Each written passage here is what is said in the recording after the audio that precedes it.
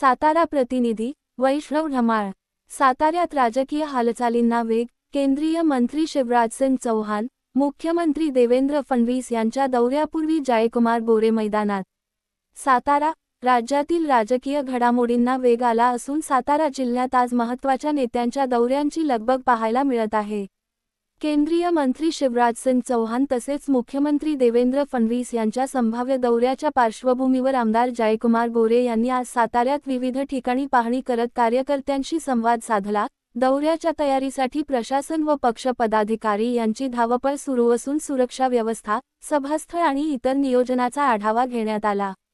जयकुमार गोरे यांनी माध्यमांशी बोलताना विकासकामे आणि जनतेच्या प्रश्नांवर चर्चा होणार असल्याचे सांगितले। यावेळी स्थानिक पदाधिकारी, कार्यकर्ते तसेच प्रशासनातील अधिकारी उपस्थित होते। आगामी दौऱ्यामुळे सातारा जिल्ह्यात राजकीय वातावरण तापले असून नागरिकांचे लक्ष या भेटीकडे लागले आहे। वैष्णव ढमाळ, सातारा प्रतिनिधी।